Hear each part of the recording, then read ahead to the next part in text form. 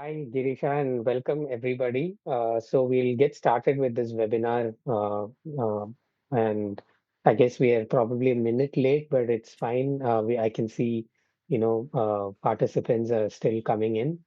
But a very good evening to all of you joining in for this webinar that we are offering as part of the Net Zero Building Fundamentals course on Coursera. We'll wrap this session up within 90 minutes from now, perhaps earlier. So including the Q&A block that we have. So please post your questions using the Q&A box at the bottom of your screens. We'll try to address all of them, but if time is limited, we may not be able to get to all of them, and we may not be able to cover them. But you can always write to us. We'll try to answer as many questions as possible, uh, through the webinar itself. Uh, for those of you who are new here, and who of those of you don't know about the Net Zero Building Fundamentals course and have registered for this webinar directly, a little bit about the course itself. So it is 11 module course on Coursera that helps you build a solid foundation in cutting edge sustainable building design.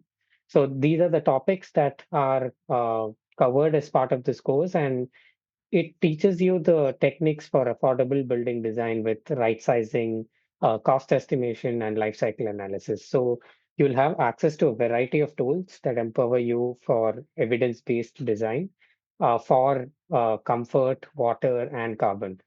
So, go check it out on Coursera. And the course is brought to Coursera by these two organizations. So I want to take a minute here to acknowledge these organizations that have made this course possible. It was developed jointly by the Indian Institute for Human Settlements, along with the Alliance for an Energy Efficient Economy.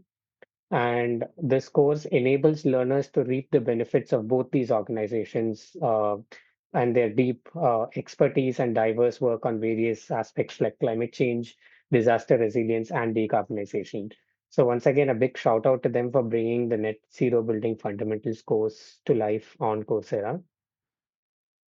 Um, I want to also thank my co-instructors of this course, without whose knowledge, experience, expertise, and months of effort, the course would have just remained on paper. My name is Sreejith Jayaram, and I am one of the instructors of this course, and I work with the building science team at Saint Gobain Research India, and I will be the moderator for today's session. So today's webinar is on designing low carbon India cities, a new framework for urban futures. And it's going to be delivered by two experts we have here, Ashok Lall. He's the founder and principal architect of Ashok Lall Architects. He's a committed professional, and he's been committed to the architectural practice based on the principles of environmental sustainability and social responsibility. So, welcome, Ashok, if you're here. And our second expert here who has joined us is Girisha Sethi, who works as a senior architect and a researcher at Ashok Lall Architects.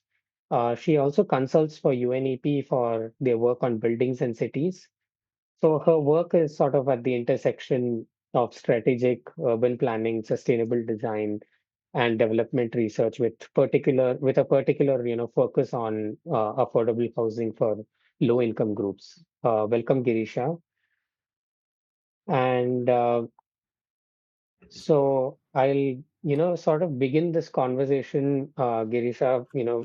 That Ashok is not here. He'll join us later into the webinar. I just want to begin by asking you a little bit about from where did the idea for this webinar sort of, I mean, sorry, not the webinar, but the study sort of stem out, and what was the aspiration behind the study? Can you probably talk about that a little bit? Yeah, hi, Shaji. Thank you for the introduction. Mr. Lal should join us soon. He's on his way.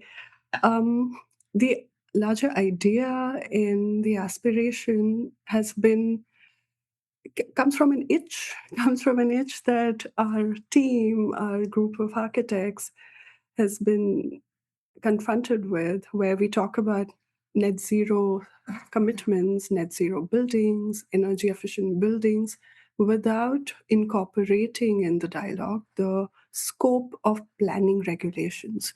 The, the development control regulations that govern our built form, our heights and densities, our open space requirements, if those push towards a different kind of a direction, then our plug-ins towards energy efficiency, either through passive design or through energy efficient appliances, hold little scope of improvement when the built form of our city as a whole, the way our city is designed as a whole, is taking us down a different high carbon pathway. This becomes more visible in the trends that we've been seeing in our cities lately, where at the assumption of certain densities, we are pushing towards really high rise buildings. In a country like ours, where a lot of new construction is underway, the embodied aspect of new construction becomes very important to consider and talk about when we're talking about net zero goals and low carbon buildings. So, yeah, I mean, the inspiration and the idea really stems from addressing certain myths, certain assumptions that have been governing city planning lately in the Indian context, and empirically addressing those assumptions at the city scale before talking about the potential of energy efficiency in buildings. Got it. Thanks for that, setting the context on, from where where this idea sort of, came about. Um, so maybe why don't we, dive a little bit into the, study itself and see, how you guys went about doing this. What are the considerations that you had? And, if you have any slides that you want to share. Uh, Absolutely. Yeah, yes, absolutely. Thanks, Sreejith. I'll just go straight to the presentation, but I'm happy to have this dialogue with you throughout the webinar. So I'll of course. divide my presentation into parts. We'll take short breaks in between to continue this conversation. Of course, yes. Okay. Good afternoon, everybody. I hope you can see my slideshow well. I am Girisha Sethi, an architect and urbanist, currently sitting in New Delhi, and I'm happy to take you through this project we conducted over 18 months, titled Designing Low Carbon Indian Futures. Happy to first introduce our team behind this project. It was a multidisciplinary effort, I think a wonderful experience where as private, say, stakeholders, we're able to come together and address a question, address current trends. So our team comprised of architects, data and research organizations who had capabilities to use AI and machine learning to read satellite imagery and geospatial data sets. So that was MapSol AI from Bangalore. We had Green Technology Solution also sitting in Delhi, who are experts at low carbon built environments, energy efficiency, resource efficiency. We had Sandeep Gandhi Architects bringing the transport planning angle to our study. And we also had a series of independent planners, policy advisors, lawyer, policy consultants, and urban designers as a part of our team. Our efforts were advised and sort of guided by a panel of advisors whose name you see below, Prasad Vedya, who has contributed to the Coursera course, being one of them. And we're grateful to him to bridge this, to connect these dots to make this webinar happen today. Diving straight into the context of our study is positioned in the context where we see the global south urbanizing rapidly and at a large scale. So, when we are talking about cities urbanizing, most importantly, we're talking about demand for housing and a more enormous demand for housing. But what does this housing demand impact? We're seeing, okay, one, when you're talking about a lot of new housing, you have a demand for land. How do we optimize our demand for land? The new housing will impact embodied carbon of construction. It also has an impact on potential integration of blue green infrastructure, operational demand, the quality of life the residents will enjoy, and the affordability of these housing. These are some of the considerations we begin our inquiry with. Looking at India specifically, here are some numbers of India's urbanization, which is considered the largest national urban transformation anywhere in the world in the 21st century. So we're talking about roughly 8 crore new homes on an average, which have potential to emit a lot of carbon emissions, especially looking at the embodied carbon. So the nature of this large scale urbanization has a decisive impact not only on the carbon footprint of India, but the carbon emissions globally. When we look at that with the commitments our country has made, we say we want to reduce the emission intensity of our growing GDP by 2030, which means we also want to reduce the emissions intensity of our growing cities. But 2030 is not so far, so we're talking about a small window of opportunity for innovation, for course correction towards a low carbon pathway, towards a low carbon future. What we say in our national commitments currently is not able to touch upon the role of our growing urban built fabric. That is why we talk about the potential for low carbon futures through the built form of the cities today. So, in a lot of policy and dialogue, we see that the role of compact urban development, especially from the point of view of transportation, that our city should not sprawl out into really big footprints, is quite well recognized. There remains a blind spot on how the land use intensity, how intensely you're using one piece of land, impacts your carbon emissions. Also, as well, the potential for integrating renewable energy within your built fabric. So, our study stems from looking at this blind spot. As we discussed, Sreejith, our recent trends that we're seeing in our cities today, the images you see on the screen, are tending to push towards high rise and high density residential development. This is guided by certain assumptions that we need to use land as an economic resource. We need to increase FAR to conserve land, to conserve greenfield parcels of land. We have to increase FAR to provide more affordable housing. It is assumed that high density is equivalent to high rise. So there are certain assumptions that are guiding the way our cities are growing today. So, with empirical evidence, we want to address these unquestioned assumptions that are shaping the way our cities are beginning to look. That brings us to a research inquiry. We question what kinds of urban built forms can lead to helping us fulfill our low carbon commitments in a way rapidly urbanizing context, address that blind spot. So we are looking at the impact of the nature of urban growth and urban regeneration in the form of intensity of land use, how intensely we're using our land both horizontally and vertically, and the typology of built form we propose on that land, on carbon emissions intensity, where we incorporate both operational and embodied carbon impacts of growing cities, the reality of our cities. Our focus lies on residential buildings, using it as a proxy for a city as a whole, given they form 70% of the overall built environment. And we're specifically looking at how urban planning and development control regulations can become key instruments, can become key levers in our response to climate change, but while at the same time helping us create urban environments that are livable and affordable for most parts of the city.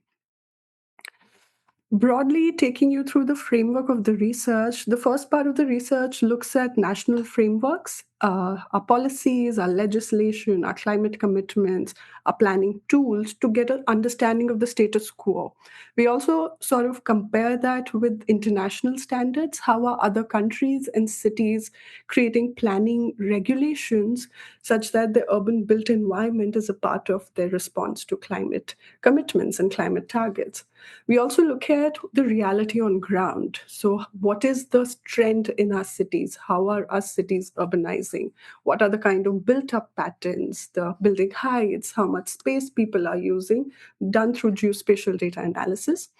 Then, talking about future, we create 4 projected future scenarios of 4 different say combination of planning regulations. So starting from a 2-story housing typology with a low FAR to 4 stories, 8 stories, and 16. So we have four kind of possibilities and their impact on the kind of populations you can accommodate, your requirement for social amenities, and other environmental externalities that arise out of this kind of a built form which you may select. We then look at the carbon emissions from the built environment, again, looking at embodied operational together and the potential to offset your carbon footprint through rooftop renewable energy. Finally, this informs our optimum urban grain. So, the urban grain which balances the need for land against its carbon footprint, but we test our results by applying on three Indian cities. Is it feasible for the amount of land we have, for the amount of housing that is required by 2050, to see that what we're talking about is not an ideal that does not work in our country, but works for our cities and the demand in our cities, which finally informs our proposed regulatory framework. Before diving into the parts of the research I want to establish, we looked at the, let's say, international carbon budget that UNEP and many other organizations have talked about, such that we limit our global warming to 1.5 degree, how much carbon we are allowed to emit globally, universally. So that equates to 2.3 tons of carbon per person per year in 2030 to remain within the fundamental limit of 1.5. Looking at the contribution of the building sector, which is 40% to overall emissions, if I allocate 40% of this budget to building sector, um, wait, I can't see my screen.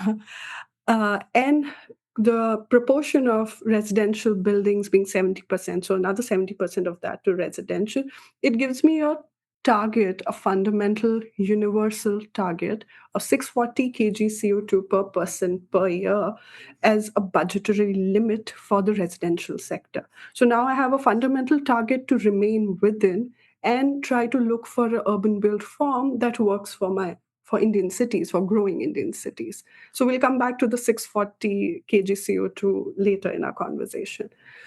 Um, I think happy to give a teaser for those who may not be able to stay through the length of the webinar with us of our findings, the final findings of our overall research, looking at geospatial data, looking at embodied and operational carbon, looking at the potential of rooftop solar PV. We find that there is an optimum urban grain defined by building height and FAR that balances the trade-off between how much land I require to create housing and how much carbon emissions I am emitting to build that build form while remaining within the fundamental 640 kg CO2 limit for residential.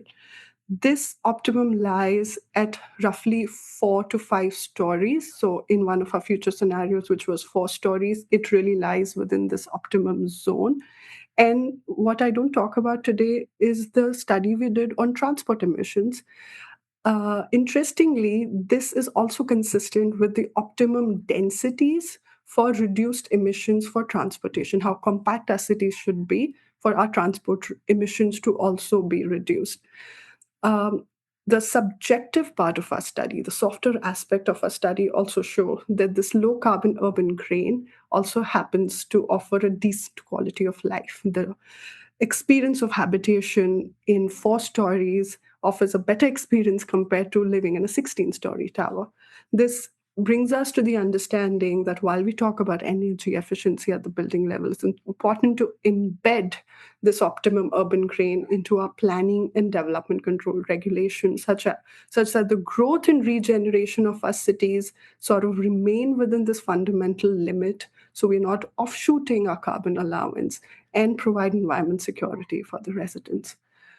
A brief overview of the policy analysis, the first part of our inquiry. We looked at how our commitments translate to national policies and state policies, and what is the relationship, if any, between our international commitments and climate targets and aspiration and the way our cities are growing, or the tools that govern how our cities are growing. Long story short, there is a big blind spot. Our climate commitments and our planning instruments are currently not speaking to one another. They're not. This is also applicable to environmental laws and legislation, which, compared to international examples, stand sort of backdated, but are not able to incorporate the current urgency of climate change and climate response.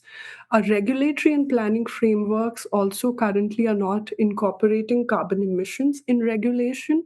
There's only one positive side here, where recently the Supreme Court expanded the right to life to include the right to be free from the adverse effects of climate change. So that's the first step we're able to take at the national frameworks of legislation, policy, and planning. Internationally, we do see many countries are able to translate their national commitments for carbon reduction and climate change into legislation, into laws. So it's part of their legal framework now, Europe being at the forefront, and we see United Kingdom and United States sort of following the lead. But at the same time, countries like China and India, as much as we have green building standards and codes, we are also beginning to touch upon embodied carbon consideration, but our legislative frameworks and development regulations that govern our cities are yet to institute carbon considerations. That's where we lie. Internationally, cities are beginning to go beyond operational energy efficiency requirements in new buildings as well as retrofit buildings to targets for building performance. Your building needs to perform at least to this much. And these are instituted, these are sort of part of your regulatory framework. They're also beginning to include embodied carbon limits, both at the level of planning as well as building. These sort of take different forms. For example, in Paris, they have a planning principle on no demolition. Many other cities emphasize on circular economy of materials. So what we're saying is international examples show you can place a limit on how much you're demanding carbon operational embodied. So it's not just how much carbon is being spent and how I can minimize that, but can I minimize my demand in the first place? And they're trying to do that through master planning and regulation.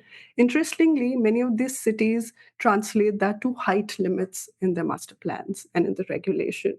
Paris limits its buildings at 12 stories, saying after that their aspiration for bioclimatic planning become not very feasible, because if they have certain other commitments to keep their city integrated with blue green infrastructure, low carbon, remain within the targets of building performance and embodied carbon limits, they have to translate that to height limit.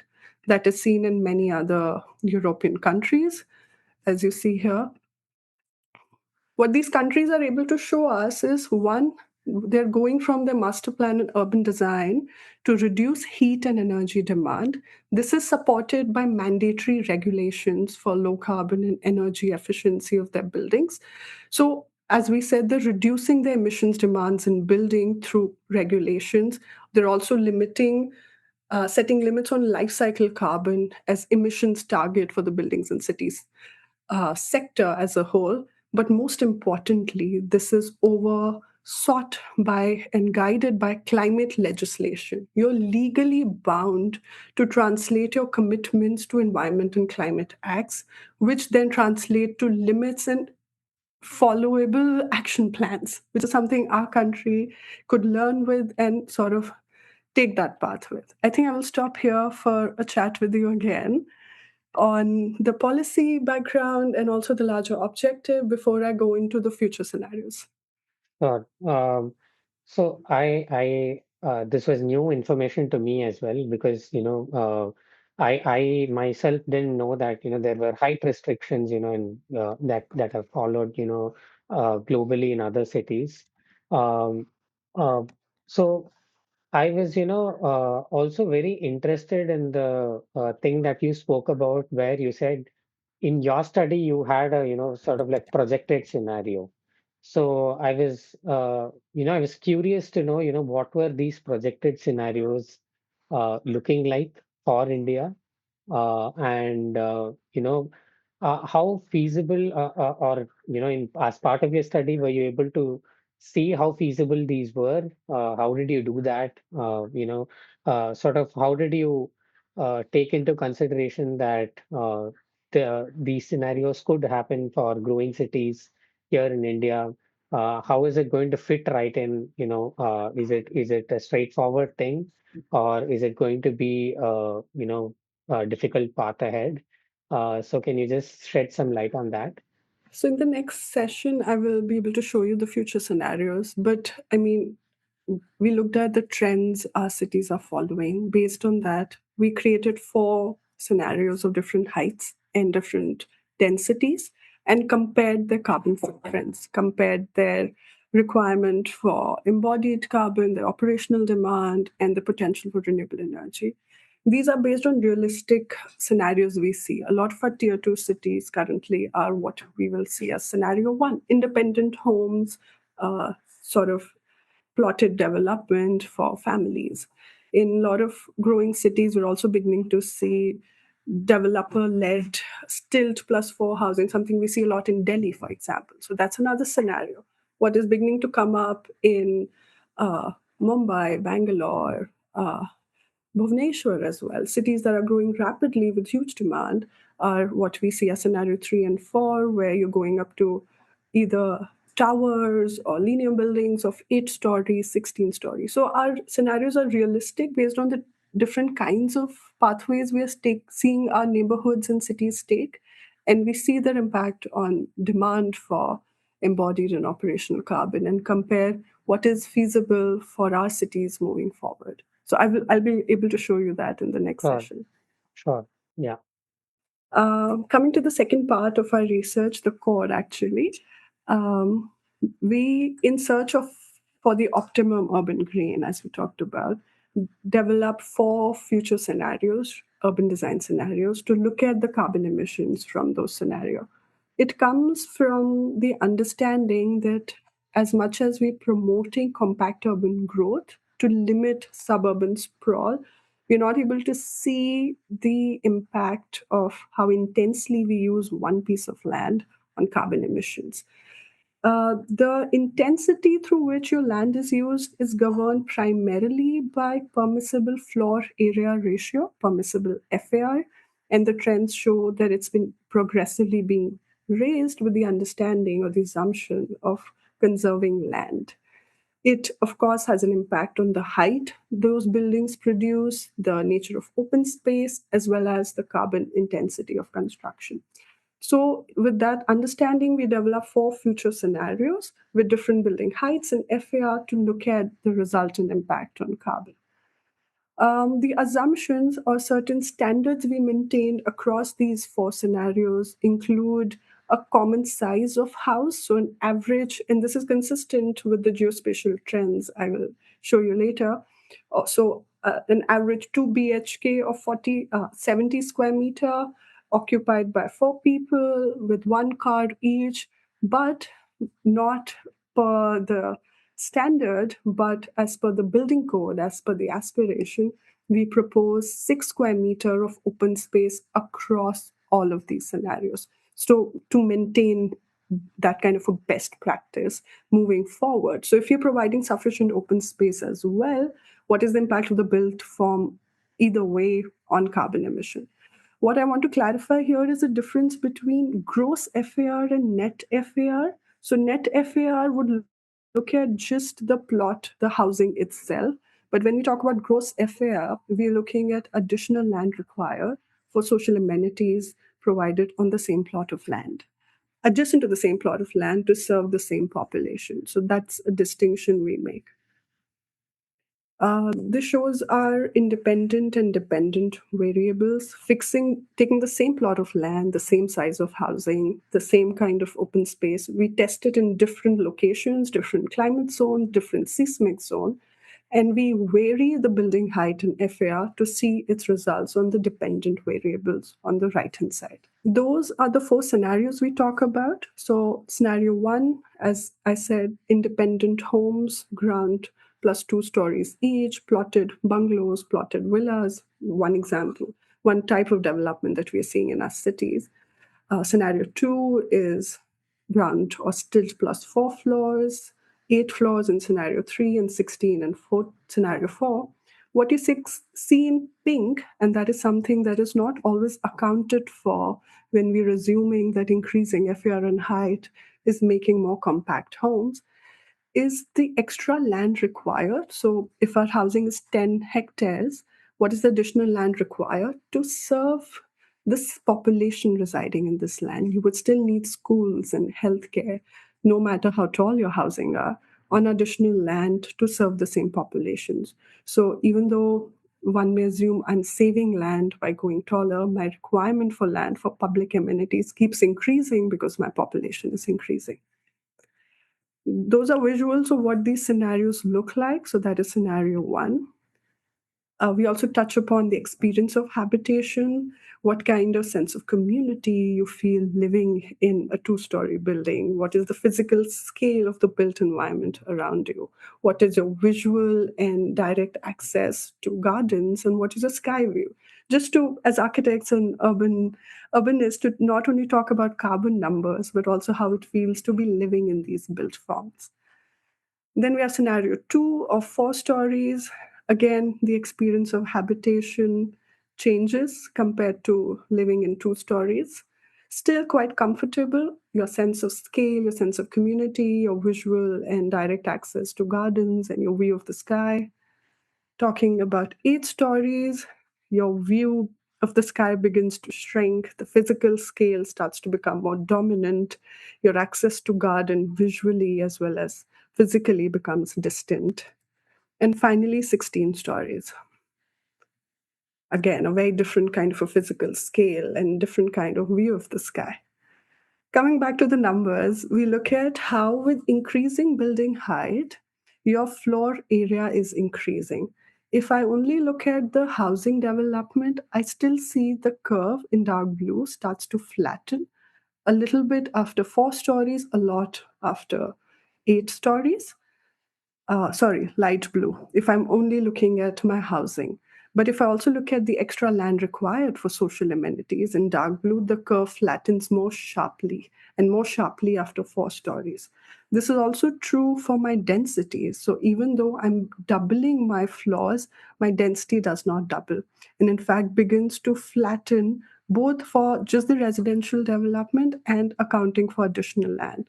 So the assumption that I double my FAR, I'll have double the population is sort of busted here. The assumption that increasing FAR gives me increased population is also changed. My height is increasing sharply, but my population is not increasing as sharply, especially when I account for my additional land requirement. Here, if I look at my residential development in red, the additional land required for social amenities that we're talking about in purple, but also talk about environmental considerations. So, for the same group of people to be housed in different building heights, I would need additional land to provide for electricity and for water. Something again we don't talk about when we're talking about saving land through density. And depending on the range zone you're in, if I take a moderate case, with my building height increasing, my additional land required for energy and water supply also increases sharply. Another consideration that becomes important on the impact of increased density on land. Coming to the carbon aspect, that was largely the framework followed by our partners' green technology solution to understand life cycle carbon emissions for all of these different height scenarios applicable to different cities, looking at embodied operational together and also seeing the potential to offset that carbon footprint through rooftop solar PV.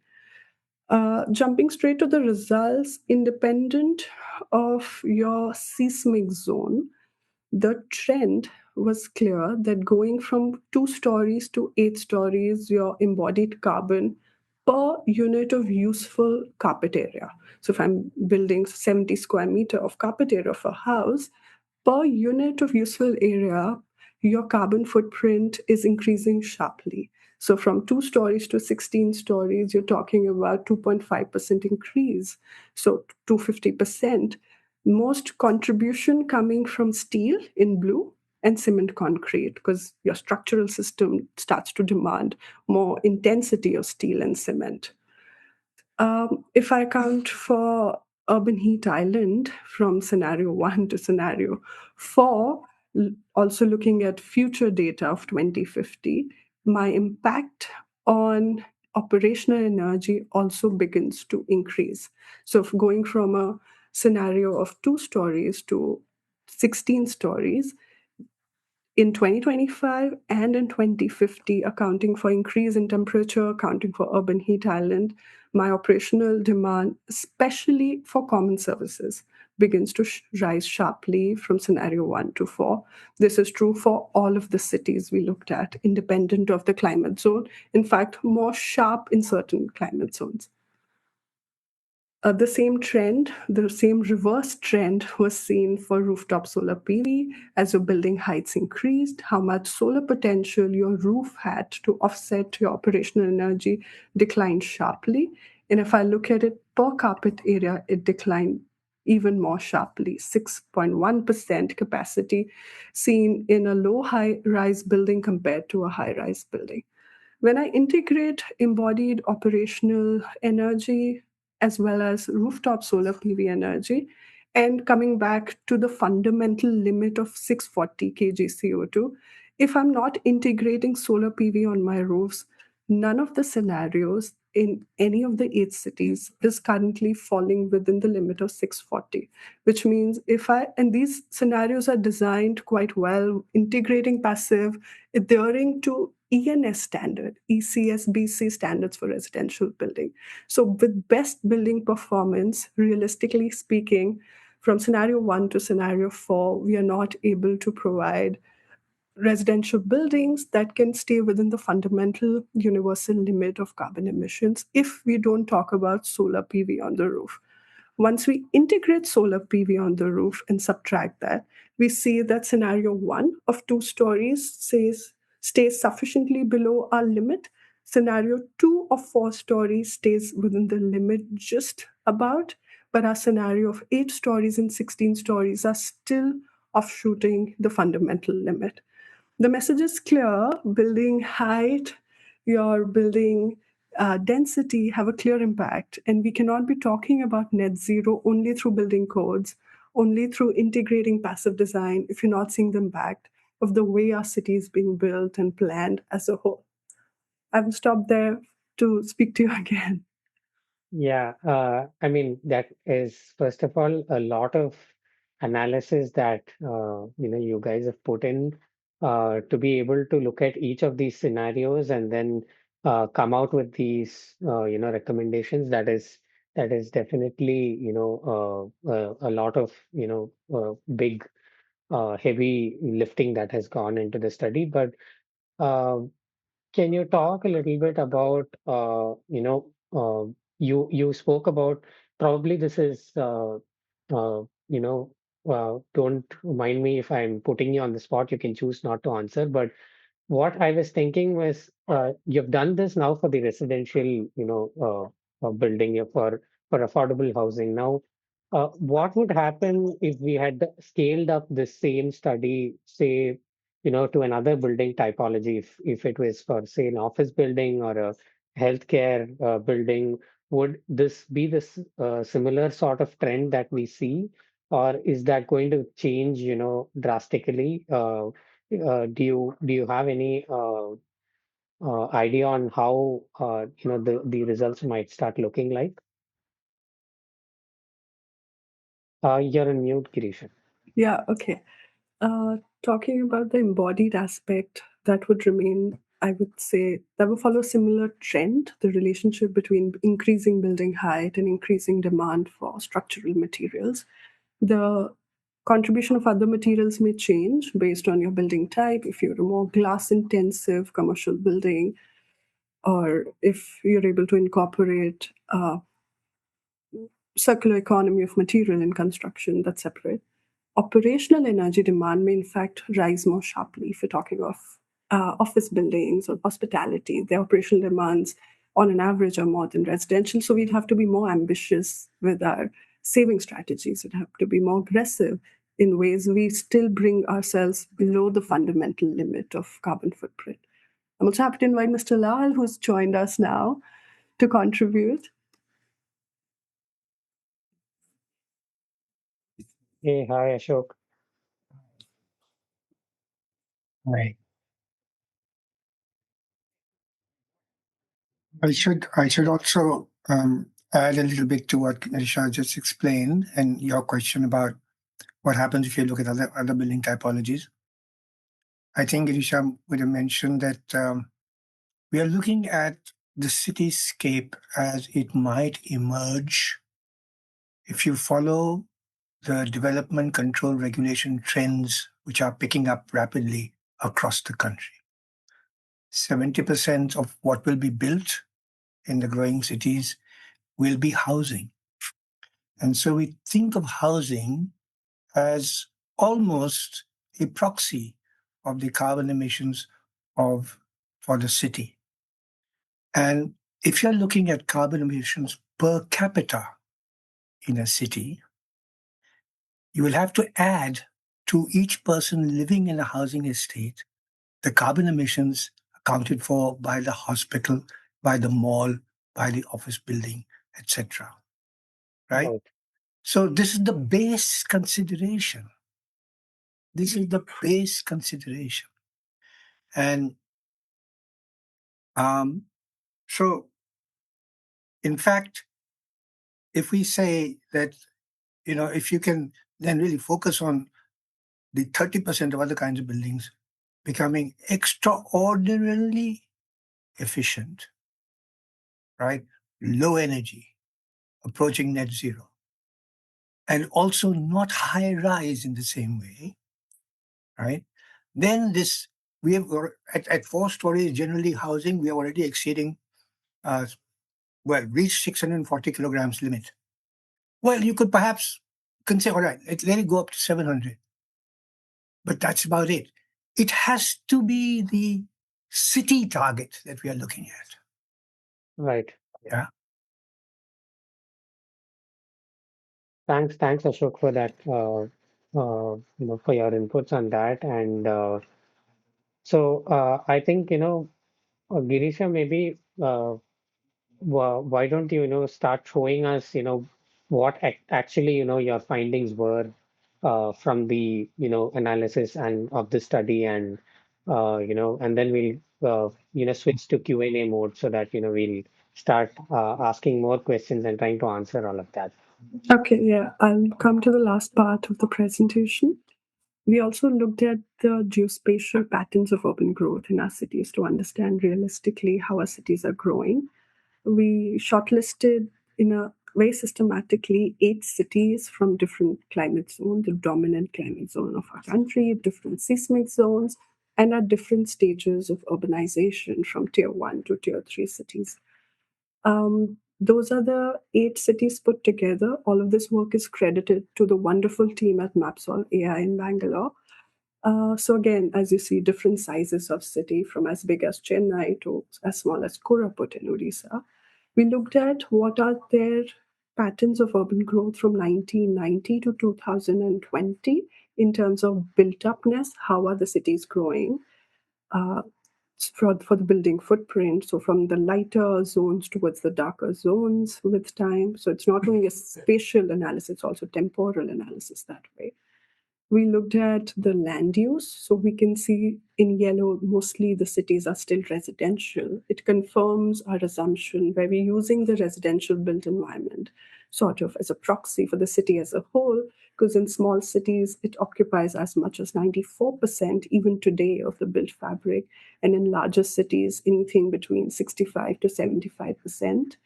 And we're seeing, of course, with time, many of these cities have a larger proportion of commercial development increasing, which means we need to be more ambitious with our climate targets there. We looked at our current patterns of building height. So the lighter color shows low rise, 1 to 3 story development, and the darkest shade is more than 10 stories, which sort of shows us that even though our trends are pushing towards high rise, our cities still mostly are low rise.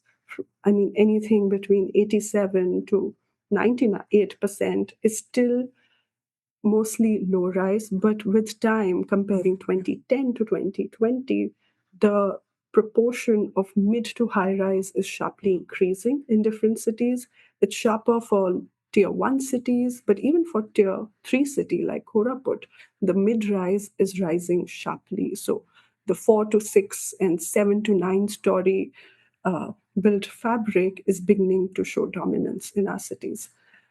We also looked at how much floor space each person is occupying in our cities. So it varies from 20 to 30 square meter per person in some cities to much smaller, 10 to 15, 20 square meter per person in a smaller city, which is also used to make future projections, how much more land we would require. So if I sort of take the same trend forward, the kind of spatial demand that exists today, to my future requirement, I'd be able to sort of formulate how much land is needed going forward or how much floor space is needed going forward.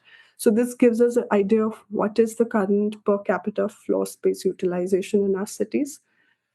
To going forward, to project towards the future, looking at existing floor space demand, existing utilization of land. So, what is the FAR and height of our city currently? What are the open parcels within residential land use? So, I'm not talking about lakes and forest, but residential pockets of the city existing. Where is there scope for regeneration? So, if I have 1 or 2 story buildings, can they be regenerated to 4 stories? And empty parcels within residential land use to be developed to understand the potential for densification. So we tried 2 scenarios. We tried a 4 story scenario and we tried an 8 story scenario.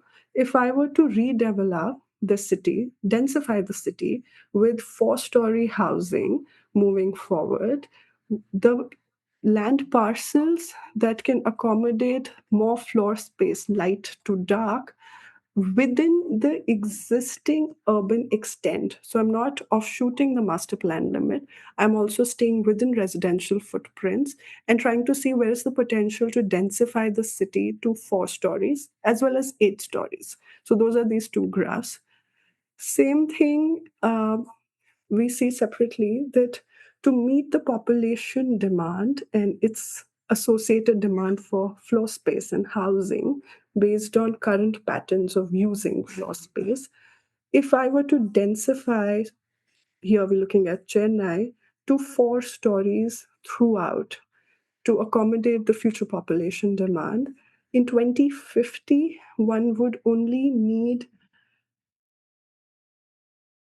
additional land for 1 million people. While in the case of scenario 8, I don't need any more additional land. Most of my all of my population can be accommodated within my master plan limits, within the urban extent, given the floor space required until 2050. So this, we are talking of a tier 1 plus city, a 10 million plus city like Chennai. If I look at a slightly smaller city like Meerut, but Meerut having large reservations of land for cantonment and other requirements which do not show potential for densification, in a case like that, one sees that a large amount of population still needs to be accommodated into new land, not just within the existing urban extent. If I'm using 4 floors, but within 8 floors, almost all of the population requirements are met within 8 floors itself. Looking at Ujjain, a tier 2 city, at 4 stories itself, all of the population demand is met in 4 stories without the need to go any taller than that. So it sort of brings us to the conclusion that one doesn't really need to increase FAR to really high levels, something one's beginning to see in tier 2, tier 3 cities, suburban high rise development. A gross FAR of 1.4, which accounts for additional land for social amenities, is sufficient to meet the residential floor space demand up to 2050 within existing residential pockets. In smaller cities like Ujjain and Koraput, your population can actually be accommodated within a 4 story cap. It confirms what we saw in the carbon calculation, that a low to mid-rise high-density urban form is both feasible and sufficient to meet the housing demand we are faced with. And there's really no need to look at or push for FARs that take you to 16, 20 stories in our cities. Just integrating what we've seen so far, we can see that going forward, 2050, half of our population will be living in cities in India, and our cities will constitute a large amount of our national emissions. Currently, as we saw, the carbon emission intensity of the way your city is growing is not accounted for. And the way we are using land is led by speculative real estate, pushing for more utilization of land for more profits. But we're not taking into consideration the very important and urgent requirement of limiting carbon emissions for urban growth as a concern of our land policy, as a concern of our urban planning, as a concern of our land management. And that is broadly the finding that arises from our study. Moving forward, something the World Bank upholds as well, we need to not only better prepare our cities for climate resilience, we need to shape our urban growth in a way that it itself is more resilient to climate shocks, provides a better quality of life while facilitating the economic growth. The current trends we see that are pushing towards high rise and high density are not accounting for carbon emissions and are also not looking at the experience of habitation there. And to be within the limits of 1.5-degree global warming, our residential buildings also need to have mandatory limits for carbon footprint per person. Coming back to what we started with, the key to ensure that our urban growth and regeneration stays within carbon limits lies in the way we plan our city and the regulations that govern the shape of the city. Our findings are able to show that we converge at 4 to 6 stories to be within this climate carbon limit while also preserving land, while being optimum with our land use. Beyond this FAR, we become both environmentally and financially punishing. The geospatial analysis helps us see that the planning solution for most of our cities lies between, 4 stories for compact urban forms for most cities and 8 stories within 8 stories for pockets in large cities where development pressures are high. The map solve study and the geospatial analysis upholds there is sufficient land. So the assumption that there is no land and we have to go taller is not true. And this is within the existing master plan. So we are not talking of an urban sprawl. And finally, we need a certain action framework to legislate this, to institutionalize this. Environmental law needs to extend to include carbon emissions target and mitigation. Our development policies need to include carbon emission limits and have mechanisms to track that as an integrated planning mechanism as a part of sustainable planning. Town planning needs to include carbon emissions of built stock as a determinant of the FAR and height we allow. Right now, there is little consideration of carbon emissions in our regulations, and our regulations need to be devised to limit carbon emissions of the built environment.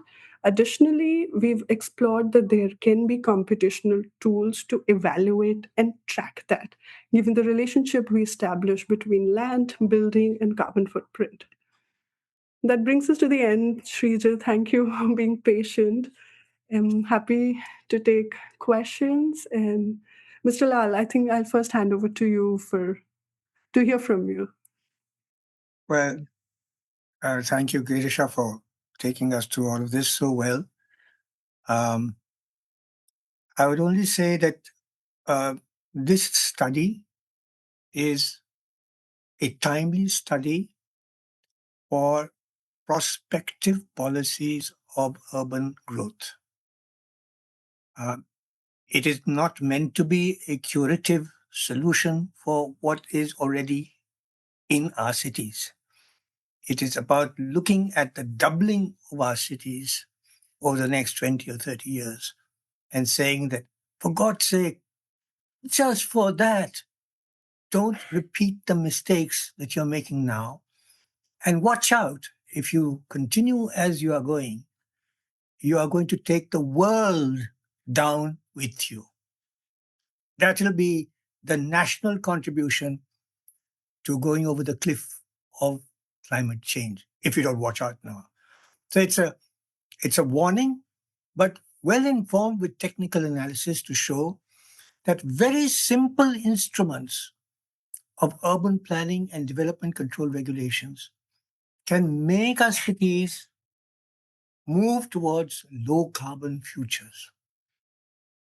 Operational carbon, embodied carbon, and integration of solar PV brought together in a building typology framework while ensuring that there's sufficient open space and greenery to integrate the green blue infrastructure, minimize UHI, absorb as much water as possible um, locally, and provide sufficient recreational, outdoor, livable space for all residents. So it's an integral solution, integrated solution. That's what we're looking for. Thanks, Ashok, for those words, and you know, for having properly brought a very fit conclusive closure to the the webinar session itself. I want to thank both of you, for having joined this session and having talked about this work because, like Ashok said, it is a very important piece of work, and it is a prospective, sort of work that is existing here to say that, hey, this is how you could do your cities, this is how you could grow your cities, in the future. So, thanks for talking about that. So we'll without there are a lot of questions coming in, and I can see many of them asking on the Q&A window. So we'll quickly go into the Q&A session, and then we'll see how if we are able to address sort of all these questions and answer them live. So the first question here is from Meera, and she says, "Hi, thanks for the presentation. I had a question on the 640 kg CO2 graph. Maybe this will be addressed in the latter part. Could you tell me what were the scope and boundary of the life cycle carbon for residential buildings in terms of life cycle as well as spatial scope of buildings?" Uh, Girisha, you want to go take a stab at that? So, do you want me to go with it? So this is actually a universally established number taken from 2.3 tons, which relates to 1.5-degree increase in climate change. It is a life cycle number. It includes all aspects of transportation, embodied, operational, all of it. Translated to carbon equivalency. So other gases are accounted for in that sense. So we've just taken the universal existing limit, which translates 1.5-degree, which is accepted in the Paris Agreement as our upper limit, something we are close to crossing actually, as a fundamental limit, and translated that to the buildings and then to the residential sector as it is. For our study, the scope remains to include embodied carbon of construction. Uh, in the life cycle, the operational energy demand through a 25-year window. The embodied is also sort of divided over the life cycle of the building that is taken, given 2050 targets for from 2025 to 2050, and of course, incorporating the potential of solar rooftop. So that is the scope of our study. I just want to clarify one more thing about life cycle. In the theory of life cycle cost analysis, you look at the life of the building and you amortize the embodied carbon impact over the life of the building. So if the life of the building is 70 years, then the bomb that you have exploded at the birth of the building is considered to have its effect spread over 70 years. Now, that's not true. The bomb has exploded. Its impact is immediate. So what we are saying is don't take more than 20 years or 25 years as the window within which you have to reduce embodied carbon, right? If you keep saying, I'm going to make a building out of the most lasting granite and most wonderful other materials, which is 20 stories high, and it's going to last 200 years, by actually building that building, you won't see the 200th year. You'll be gone by then, right?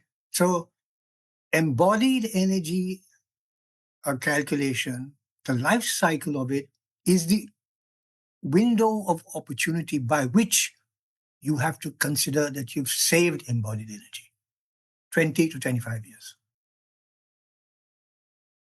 Thanks, Ashok. So we'll move on to the next question.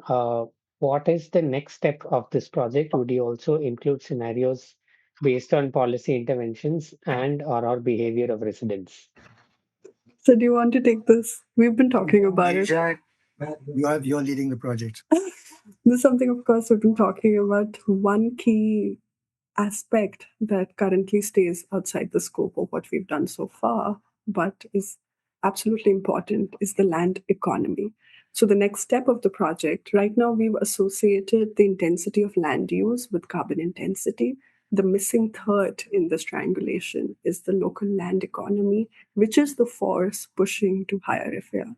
So, while we've optimized so far carbon footprint, minimizing carbon footprint, and minimizing land requirement, how can we optimize that against land economy of growing cities? That is the next step in our uh, framing. Talking about behavior aspect, so do you think behavior aspect could be incorporated when we talk about operational energy of building? Because right now, while we've designed our scenarios to be absolutely ENS compliant to best performance of promoted by building codes, the best performance would be influenced by the behavior of the residents who may choose to not perform at best in terms of allowing cross ventilation and allowing using the natural breeze when you don't need air conditioning. But that would only make the results worse. What are your thoughts? Yeah. So to build upon what you laid out, Girisha, um, the story actually went something like this. When we talk to anybody about, "Oh, why are we going high rise? Why are we going high rise?" It's, "Oh, where's the land? There's no land. There's no choice." It may be true of the peninsula of Mumbai, or if you're in Singapore or in Hong Kong, but it's not true for the rest of the country. So the first thing is to see whether multi-story is an essential consequence of a shortage of land. We discover that it's not really the shortage of land. There's something else working behind it, right? Which is causing multi-story to happen. And initial investigation actually showed that it is so much to do with speculative real estate markets and the exploitation of land. Connected with that is also revenue systems based on real estate costing and pricing for the cities. So pushback is from those who are making money out of real estate and state being complicit in higher and higher value of land and real estate to make money for the benefit of the city. All right. Therefore, we have a three-cornered problem. We have to see whether development control regulate what is the relationship between development control regulations,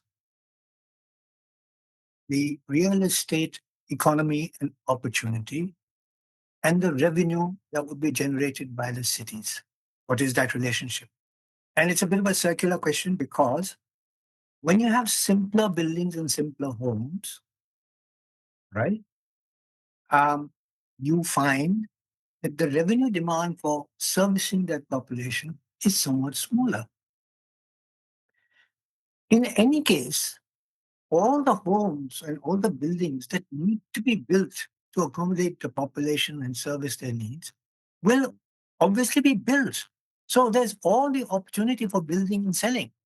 That's not reduced, but you can deflate the inflation of land value.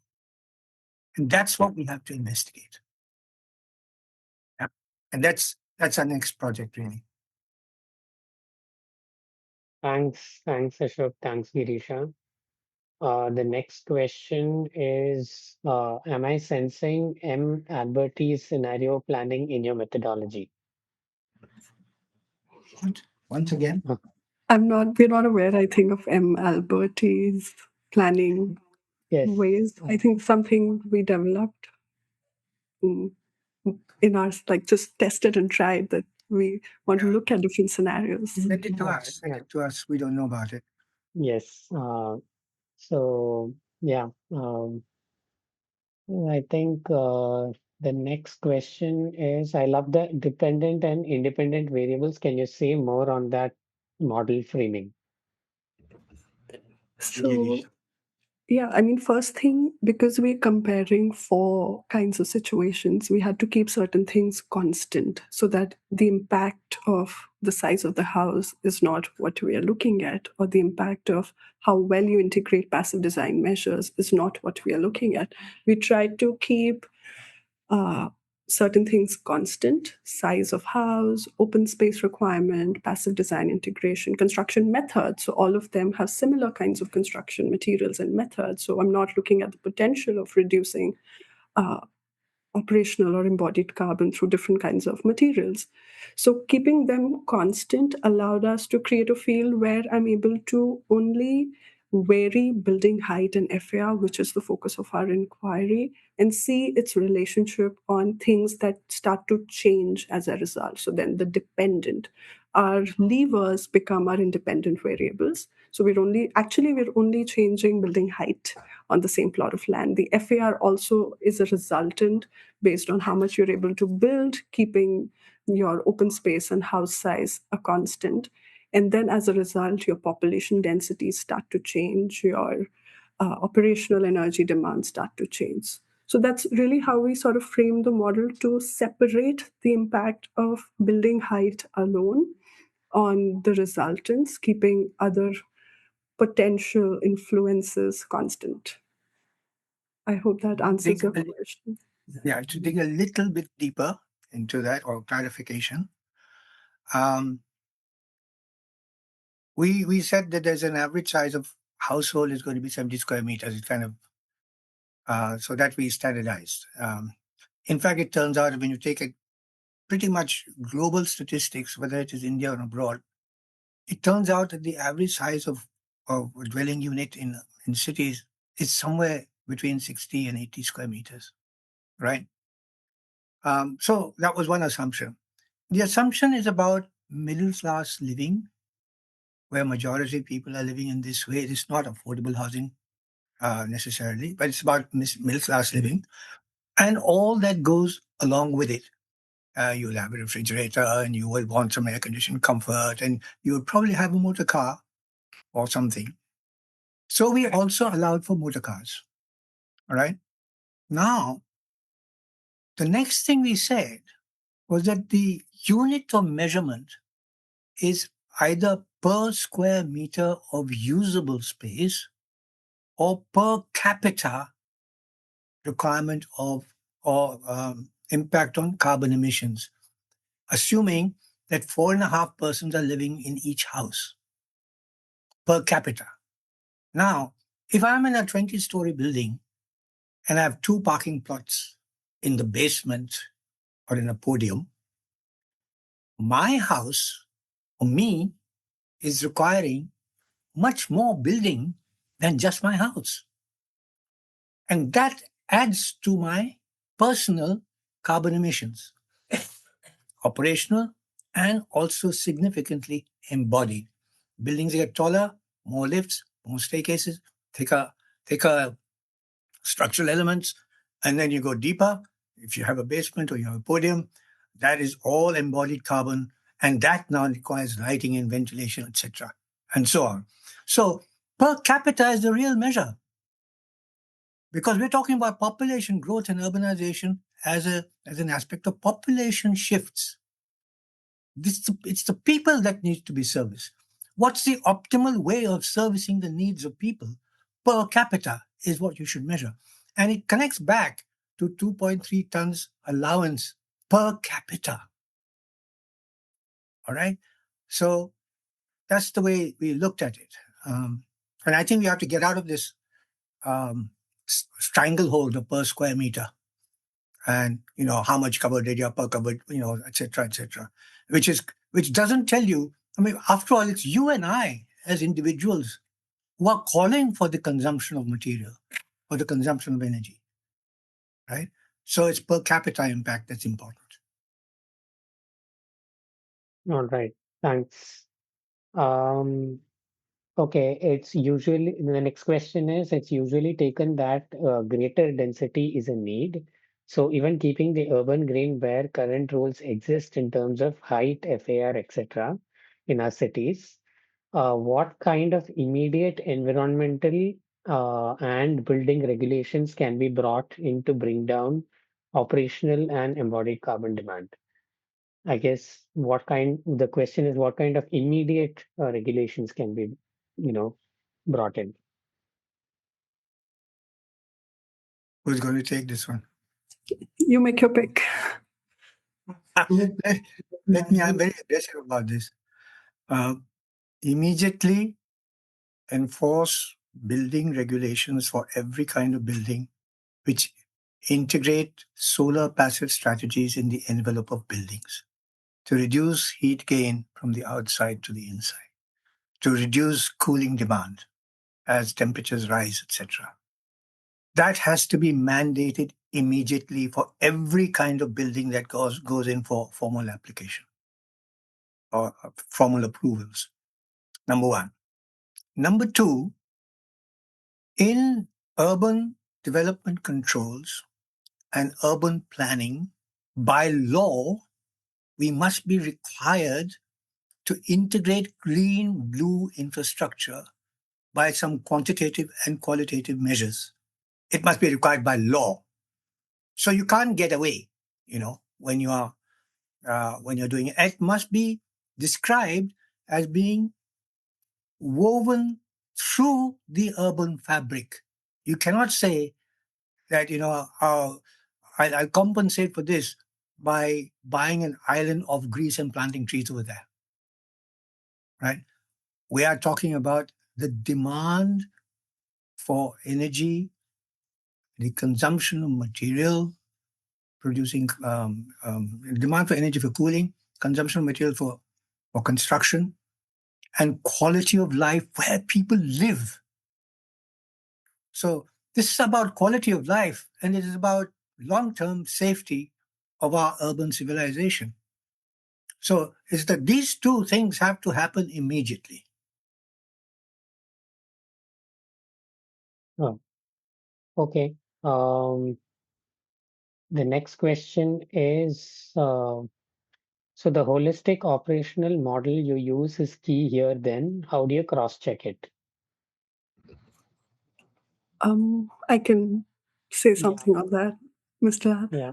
So, yeah, I mean, our model is based on certain assumptions, certain provisions. And while uh, of course, this is one study which takes certain consideration. It's possible to have multiple studies. And in fact, that's something we've been talking about should happen, where, for example, we've taken green space as a constant, as an imperative, that there should be 6 square meter per person. Mind that it's not a percentage requirement, that 10% of the site should be green, which is a practice independent of how tall you're going, but a per person requirement, which reflects in our urban heat island results, which reflects in sufficient open space despite increase in building height. But if you were to not take green space, as we did in our operational model, as a constant, that's a different kind of result you'd be able to see with increasing population density, increasing built up density, but reduction in open space, maybe an increase in UHI, and it would show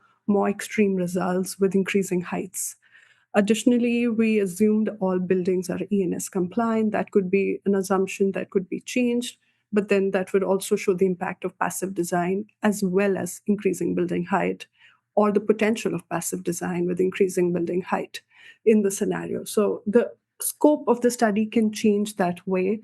And in fact, we encourage that different models be tried to see how these things change from going from a certain kind of scenario to another.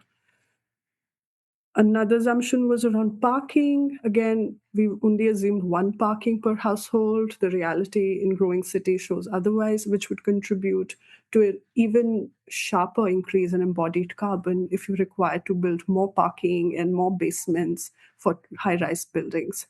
So, again, of course, this is one way of looking at the situation. The trend may still remain similar. Your increasing height, given structural requirements, will show increase in carbon footprint.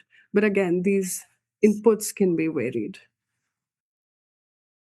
I think there was a similar question, and I guess your answer sort of extended into that question on someone who asked what were the assumptions of the study. So I guess, you sort of Absolutely. Absolutely. answered that as well.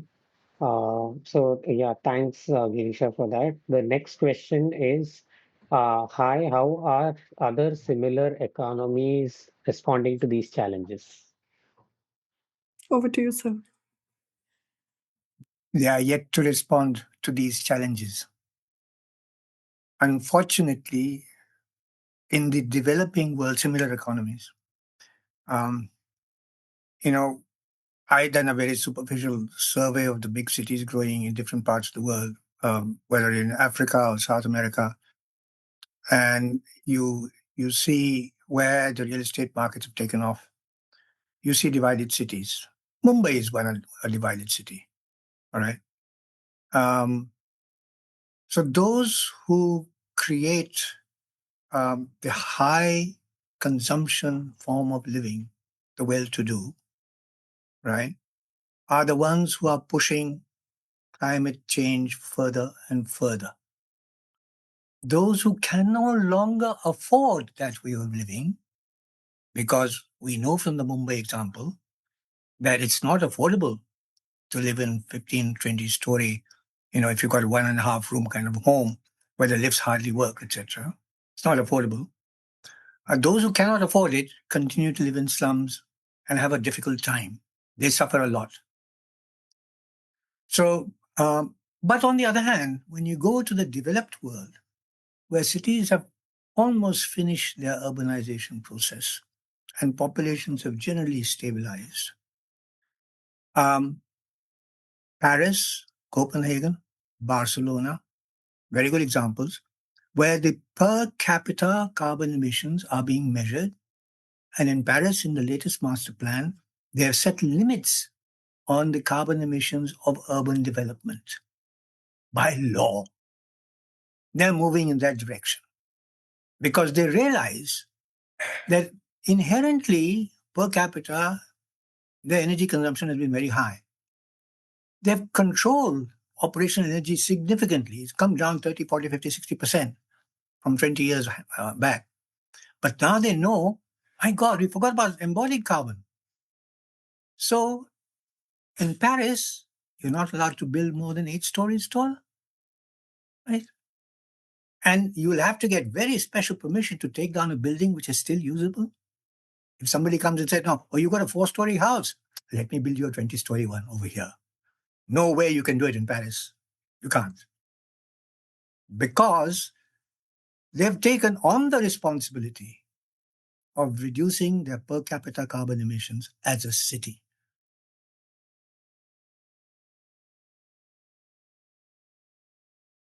Thanks, Ashok. Thanks for that answer.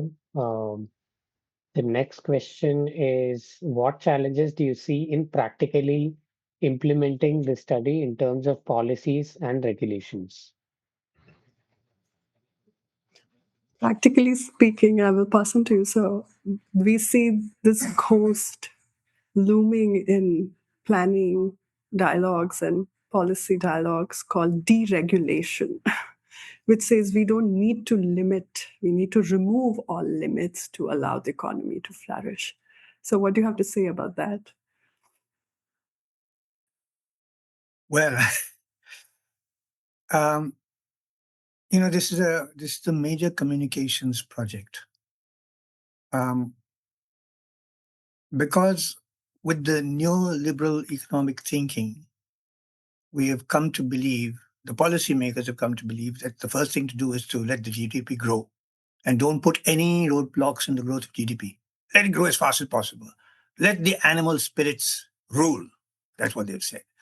GDP will grow. We'll become a wealthier nation. Otherwise, how do we get to that?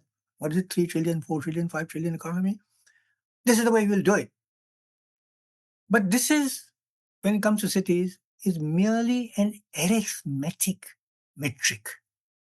It is not a metric which has an environmental issue built into it. It is not a metric which has a quality of life built into it.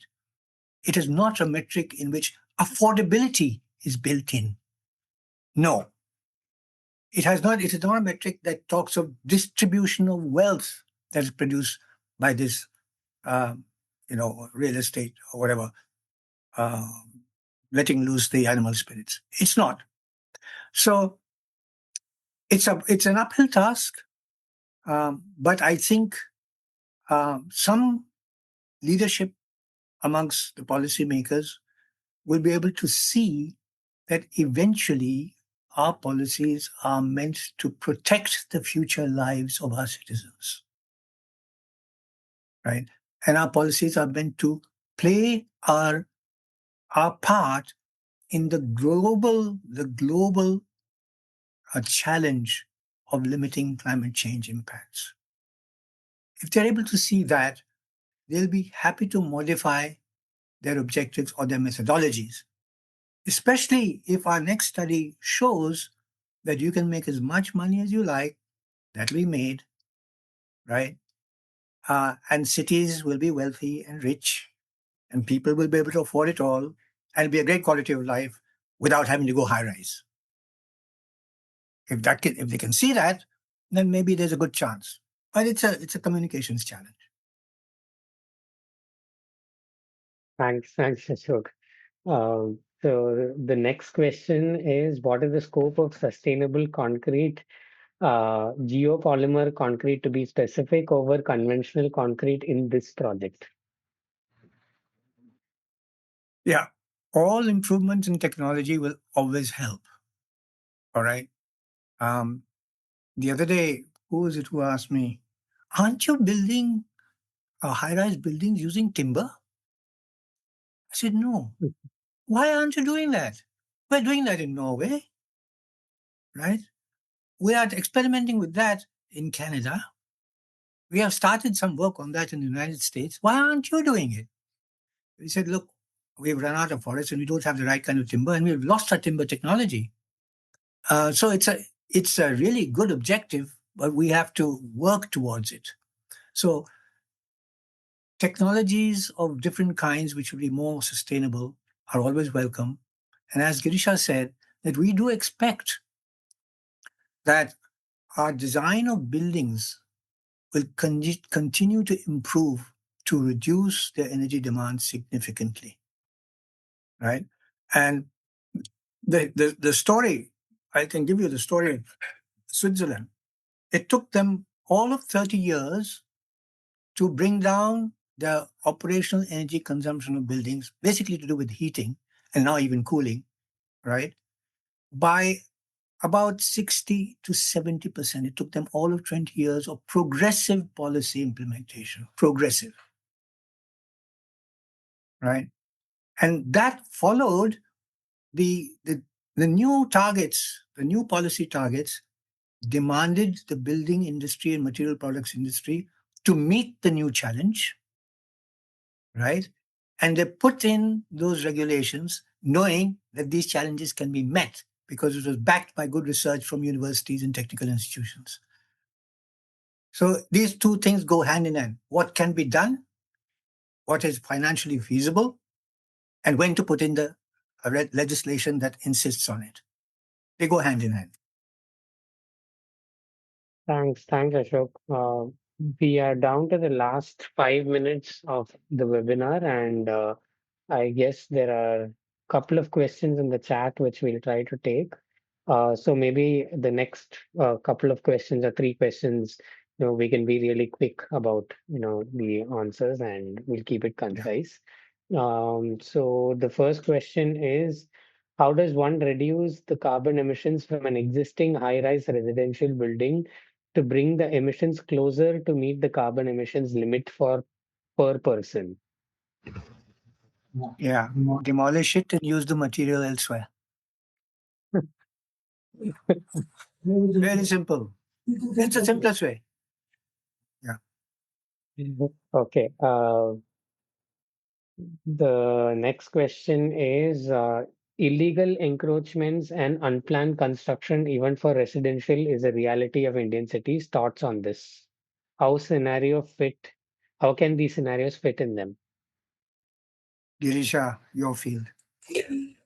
I mean, we could be talking about illegality and formality at two ends. If you're talking about huntments by poor people, they're already really low carbon based on salvaged material, lower energy demand. But if you're talking about illegality, the kind we see in Noida, where you build a high rise building without regulation approval, or you get approval for 10 stories but build 12, yes, of course, you're only offshooting.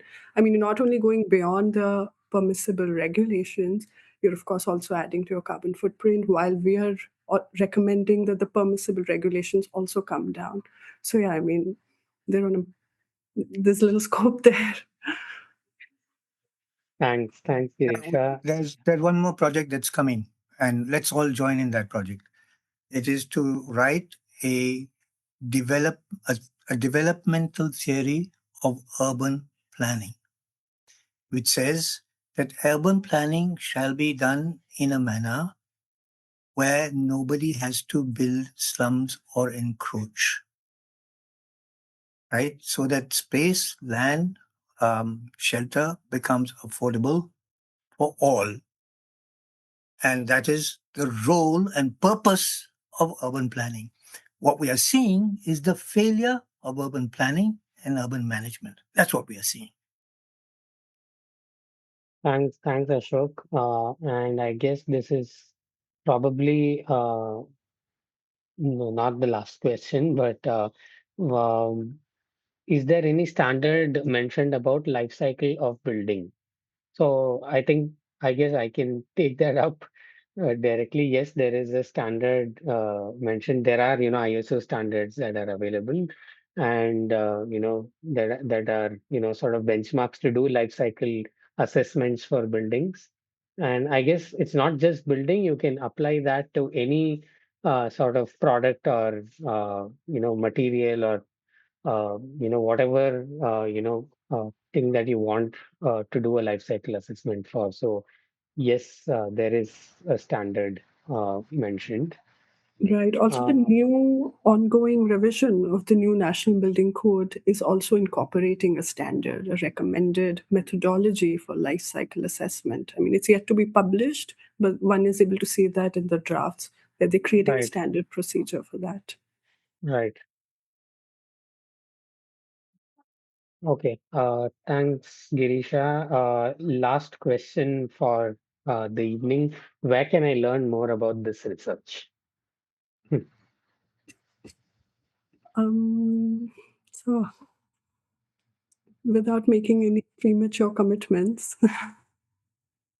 we've published an article. We're happy to share that in the recent edition of My Livable Cities magazine. You can also subscribe to their magazine. We've just published a summary of it.